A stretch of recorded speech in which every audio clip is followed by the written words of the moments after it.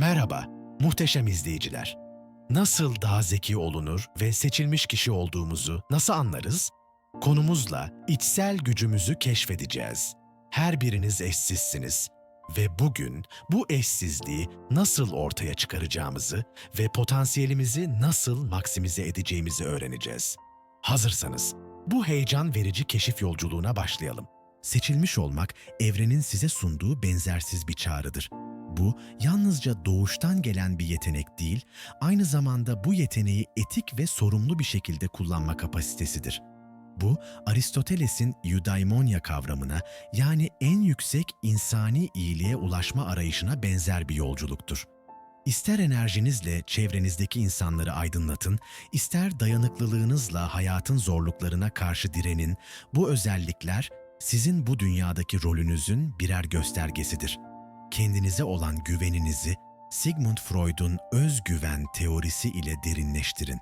Freud, bireyin özgüveninin başkalarının yanı sıra kendi iç dünyasına olan inancından kaynaklandığını belirtir. Bu özgüven, içsel gücünüzü tanıma ve kullanma yeteneğinizle doğru orantılıdır. İnsanların içsel gücünü açığa çıkaran bu özellikler, Jung'un bireyselleşme sürecine benzer bir evrimi temsil eder. Carl Jung, bireyselleşmeyi kişinin kendi benliğinin farkına varması ve bu benliği ifade etmesi olarak tanımlar. Enerjinizi, dayanıklılığınızı ve diğer bireysel yeteneklerinizi keşfederek ve bunları geliştirerek kendi benzersiz yolunuzu oluşturursunuz. Bu özellikler Platon'un idealar teorisi ile de ilişkilendirilebilir. Platon, gerçek bilginin, mükemmel ideaların anlaşılmasından kaynaklandığını öne sürer.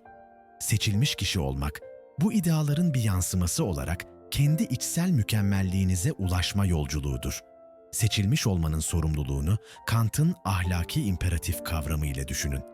Immanuel Kant, her bireyin eylemlerinin evrensel bir yasa olarak kabul edilebilecek bir nitelikte olması gerektiğini vurgular.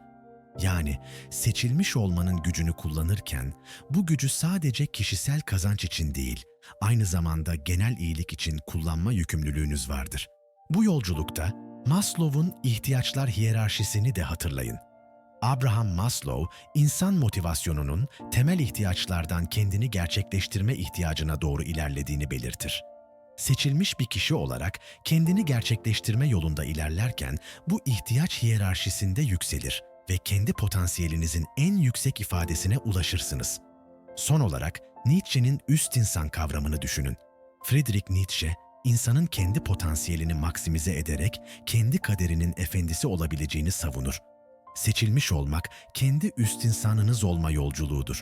Kendi sınırlarınızı aşma ve kendi kaderinizi şekillendirme gücüne sahip olma durumudur. Bu yolculukta kendi içsel güçlerinize dair işaretlere dikkat edin, onları geliştirin ve böylece hem bireysel hem de kolektif olarak ilerleyin. Unutmayın, seçilmiş olmak yalnızca size verilen bir hediye değil, aynı zamanda bu hediye ile dünyayı aydınlatma sorumluluğudur. Kendinize inanın ve bu inançla yaratıcı ve dönüştürücü bir yaşam sürün. Yaşınızı aşan bir bilgelik, değer katma yeteneği, insanlarla derin samimiyet ve olağanüstü sezgi. İşte bunlar sizin bu dünyada özel bir yere sahip olduğunuzun işaretleridir. Bu özellikler sizin benzersizliğinizin bu evrende eşsiz bir amacınız olduğunun kanıtıdır. Yaş ötesi bilgelik size genç yaşta bile zamanın ötesinden bir anlayış verir. Bu, dünyaya farklı bir perspektiften bakma, karmaşık sorunlara yaratıcı çözümler üretme yeteneğidir. Sanki bir önceki yaşamınızdan miras kalmış gibi, bu bilgelik sizi yaşınızdan çok daha olgun, anlayışlı ve empatik kılar. Bu, insan ruhunun derinliklerine inebilme ve orada saklı hikayeleri, dersleri okuyabilme kabiliyetidir. Değer katma yeteneğiniz çevrenize ışık saçmanızı sağlar. Her eyleminiz, her sözünüz, hatta varlığınız bile etrafınıza pozitif enerji yayar. İnsanlara ilham verir, onların hayatlarında pozitif değişiklikler yapmalarına yardımcı olursunuz. Bu, kendinizi değil, topluluğunuzu, insanlığı ön plana çıkarmanın bir yoludur. Değer katma, bir psikologun hastasına umut aşılaması gibi ruhları yükseltir, yaşamları dönüştürür. İnsanlarla kurduğunuz derin samimiyet, onlara gerçekten değer verdiğinizi gösterir. Bu samimiyet, insanların sizi güvenilir, içten ve anlayışlı bulmalarını sağlar. Bu bağ, insanların size açılmasını, en derin düşüncelerini, en korkulu sırlarını sizinle paylaşmasını sağlar. Bu, bir terapistle hastası arasındaki güven ilişkisi gibidir, iyileştiricidir ve dönüştürücüdür. Olağanüstü sezginiz, altıncı hissinizin gücüdür. Bu sezgi, görünmeyeni görebilmenizi, duyulmayanı duyabilmenizi sağlar. Sanki evrenin dilini konuşuyor, evrenin ritmini hissediyorsunuz. Bu, psikolojideki sezgisel empatiye benzer. İnsanların duygularını, düşüncelerini, derinliklerini hissetme yeteneğidir. Bu özellikler sizi sadece seçilmiş kılmakla kalmaz, aynı zamanda dünyaya, insanlığa hizmet etme sorumluluğu da yükler. Bunları kullanarak, sizin elinizden gelenin en iyisini yaparak, dünyayı bir psikologun tedavi ettiği bir hastanın ruhunu iyileştirdiği gibi iyileştirebilirsiniz.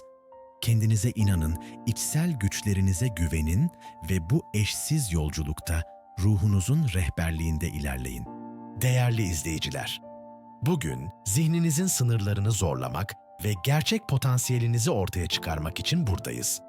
Benimle birlikte zihinsel kapasitenizi artıracak pratik ipuçlarını, derin düşünme tekniklerini ve hayatınızı dönüştürecek felsefi perspektifleri keşfedeceksiniz. Hayatınız boyunca aha anlarını daha sık yaşayacak ve zihinsel zindeliğinizi nasıl zirveye taşıyacağınızı öğreneceksiniz. Ayrıca içinde taşıdığınız seçilmiş kişi işaretlerini tanıma yolculuğuna çıkacağız. Zihninizi bir sanat eseri gibi düşünün.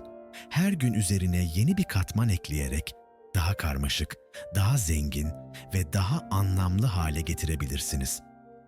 Düşünme tekniklerimizle her gününüzü bir keşif, bir öğrenme ve bir dönüşüm fırsatı olarak göreceksiniz. Felsefi perspektifler size yaşamın daha geniş bir resmini gösterirken, pratik ipuçları zihinsel araç çantanızı genişletecek. Hayatınızdaki aha anları zihinsel aydınlanmanın işaret taşlarıdır. Bu anlar bir fikrin, bir içgörünün veya bir anlayışın aniden parıldadığı, zihninize netlik getirdiği anlardır.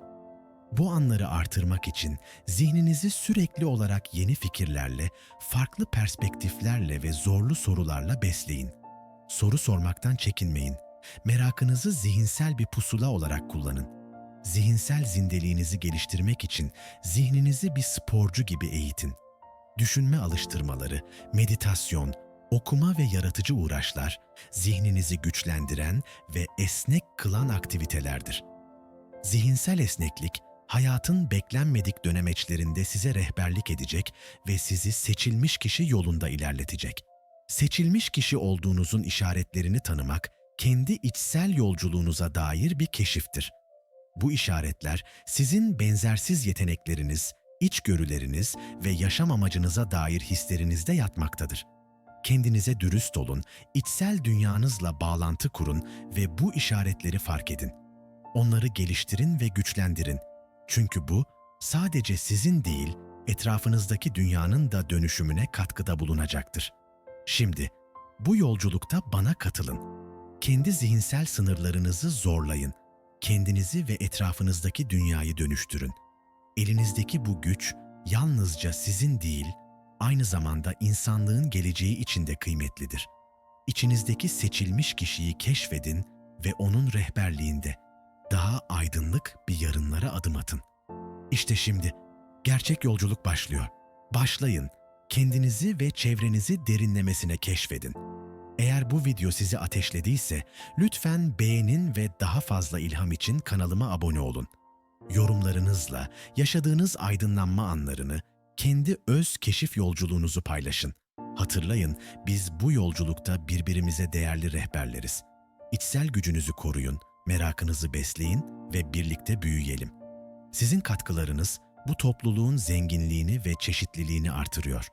Bu yolculukta sizinle birlikte olmaktan onur duyuyorum. Güçlü, meraklı ve ilham dolu kalın. Hepinize teşekkür ederim. Bir sonraki videoda görüşmek üzere.